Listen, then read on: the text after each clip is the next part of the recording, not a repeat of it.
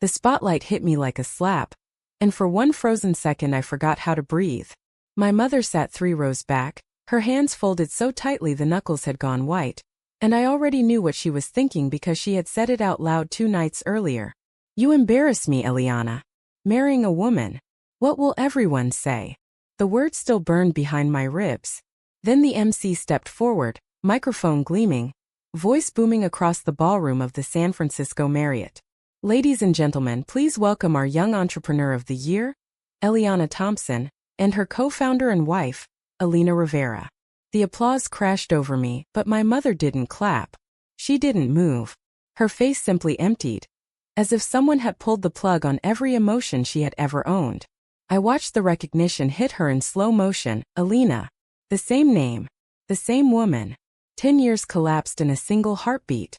I forced my smile wider, waved, accepted the heavy glass trophy, but inside I was already sliding backward through time.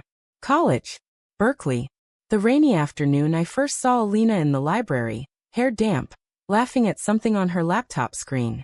She looked up, caught my stare, and the world narrowed to the space between us. We were inseparable after that. Stolen kisses behind the stacks, late-night talks on the roof of our dorm, promises whispered like secrets we thought would last forever. Until my mother found the photos on my phone during a surprise visit. Until the screaming match in the hallway where she told me I was destroying our family name. Until I stood in Eliana's doorway the next morning and said the cruelest words I could find. This was never real.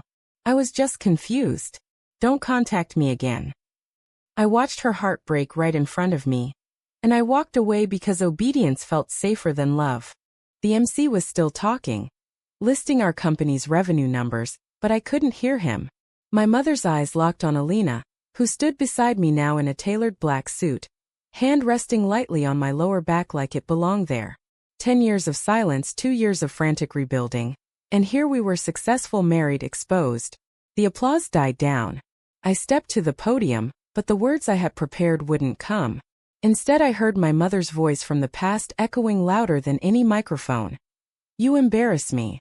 And I knew the real award ceremony had just begun. I barely made it through the acceptance speech. Every sentence felt like walking on cracked ice. "Thank you to my incredible co-founder," I said, turning to Eliana, and the room clapped again, but my mother's seat was already empty. She had slipped out during the final round of photos. Eliana squeezed my hand under the table at the gala dinner later, her thumb tracing the same small circle she used to draw on my wrist in college when I was anxious. "She'll come around," she whispered. I wanted to believe her. I wanted it so badly my chest ached. But I had seen that look on my mother's face before, the same one she wore the day she threatened to cut me off if I didn't fix myself. After the event we drove home in silence, the trophy rattling in the back seat like an accusation. Our loft in the Mission District glowed with string lights Eliana had hung the week before. She poured us both a glass of Cabernet and waited. I couldn't sit. I paced the open kitchen, heels clicking on the hardwood, flashing back again without warning.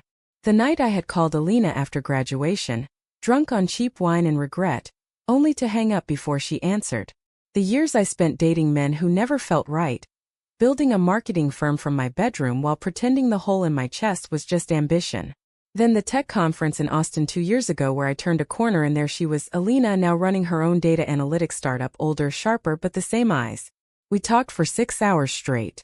By morning we had sketched the business plan that became Thompson Rivera Analytics on a hotel napkin.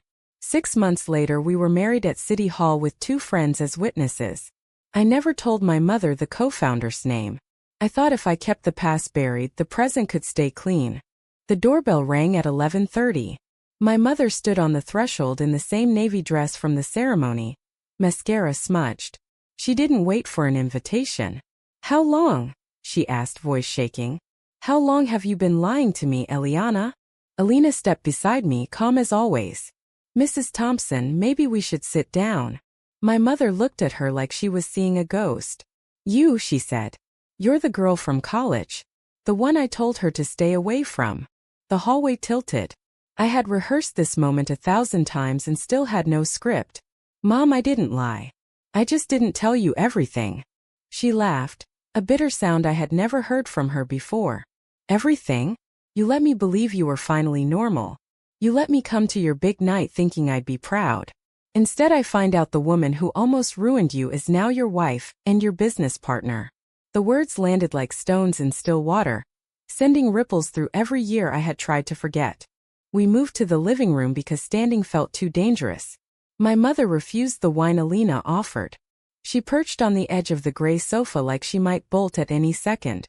"I did what any mother would do," she said, eyes fixed on the floor.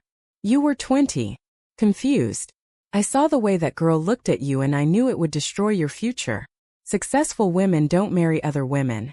Not in our circles. Not then." Eliana sat perfectly still beside me, but I felt the tension in her shoulders.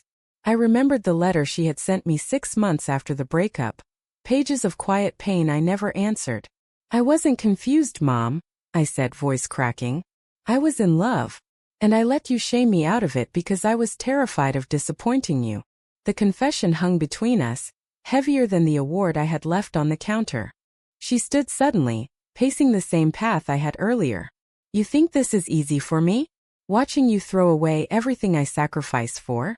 Your father left us with nothing. I worked double shifts so you could go to Berkeley. And this is how you repay me." Tears slipped down her cheeks, but she wiped them away angrily. When the MC said her name tonight, it was like the floor opened up. "All those years I thought you had moved on. That the phase was over. Instead you built an empire with the very person I tried to protect you from." Eliana spoke then, soft but steady. "Mrs. Thompson, I never wanted to come between you and Eliana. I left when she asked me to. I built my own life. But when we found each other again, we realized some things don't die just because someone tells them to." My mother looked at her for a long moment, then back at me. "You chose her over your own mother. Over your family's reputation." The accusation sliced deep because part of me still believed it might be true. That night after my mother left, Eliana and I lay awake in the dark. She traced the scar on my left eyebrow from a childhood fall and whispered, "You don't have to carry her shame anymore." But I did. It lived in my bones.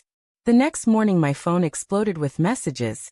Cousins, old neighbors, even my childhood priest. Someone had posted a photo from the ceremony with the caption, "Young entrepreneur marries her college flame. Family drama ensues." The comments were a minefield. Some celebrated us. Most questioned how a good Catholic girl could do this to her mother. I read them until my eyes burned. Each one dragging me back to the girl who had stood in Eliana's doorway and lied to save face.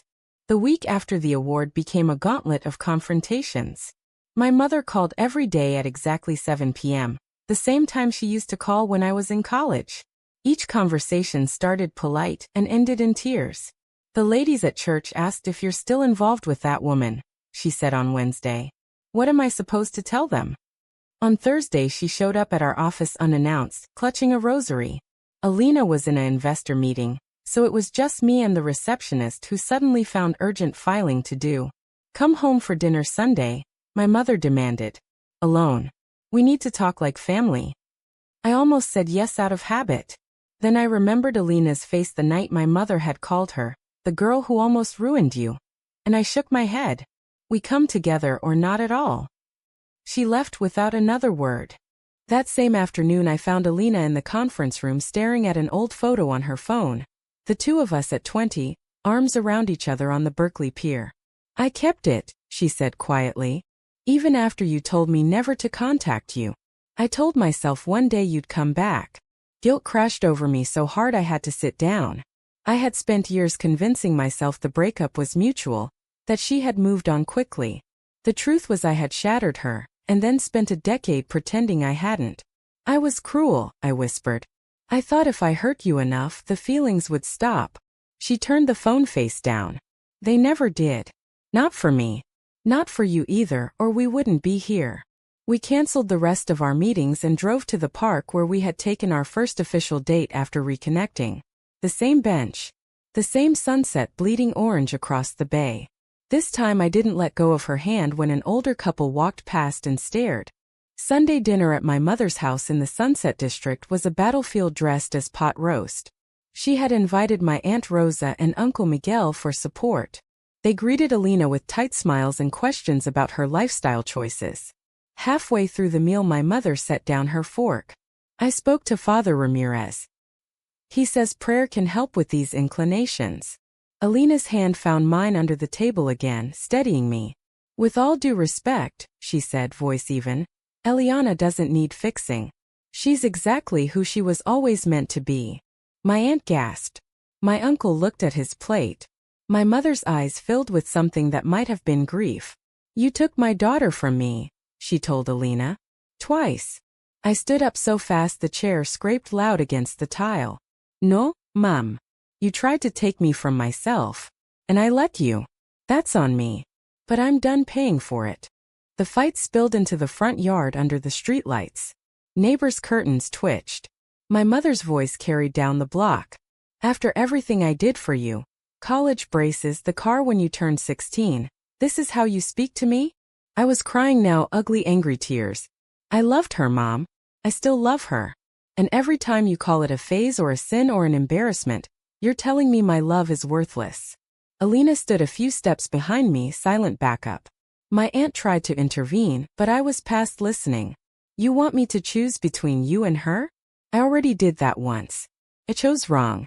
I won't do it again. My mother's face crumpled.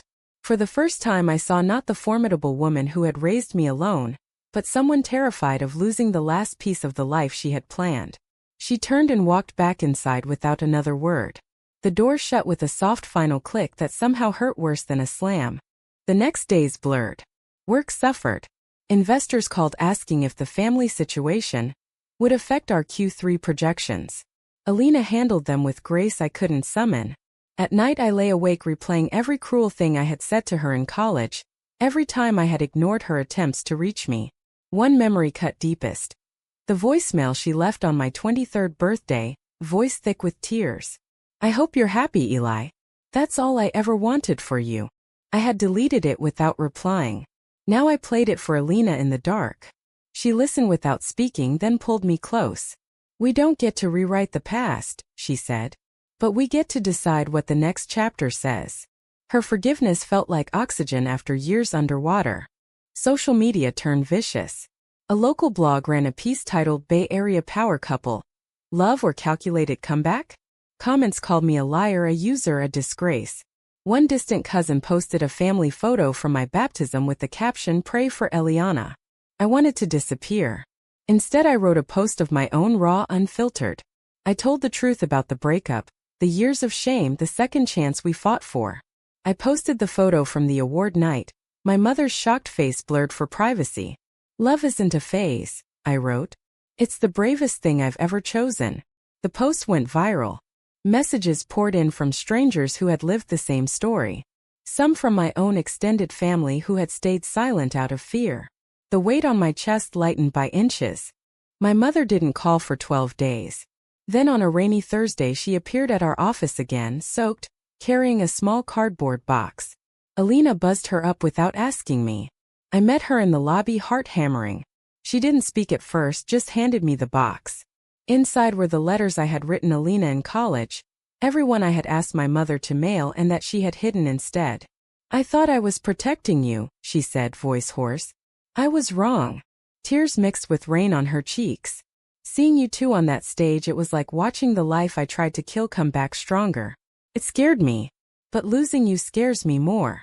She looked at Elena, who had come to stand beside me. I don't understand it. Maybe I never will. But I see how she looks at you. And how you look at her. That's real. She took a shaky breath. I'm sorry, Eliana. For the shame. For the silence. For making you choose. I hugged her right there in the lobby. The box crushed between us, years of pain leaking out in ugly sobs. We didn't become perfect overnight. Thanksgiving was awkward. Christmas had moments of careful politeness. But she came to our office holiday party. She sat beside Elena and asked about the new AI project. Small steps. Painful. Necessary. I still carried guilt like a scar that itched in cold weather, but it no longer ruled me.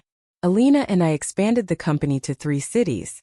We bought a house with a garden big enough for Sunday dinners when my mother felt brave enough to visit. Some nights I still woke up reaching for the girl I had pushed away, terrified it had all been a dream. Then Eliana would roll over, kiss my forehead and whisper, "We're here. We made it." Standing on the roof of our new office building last week, watching the city lights flicker on, I realized the award wasn't the real victory. The real victory was choosing myself, choosing us. After a decade of running, my mother still flinches at certain questions from her friends. I still flinch at certain memories, but we're learning to live with the flinches. Love, it turns out, isn't the absence of pain. It's the decision to keep choosing it anyway. True or false? Family honor is more important than living your truth?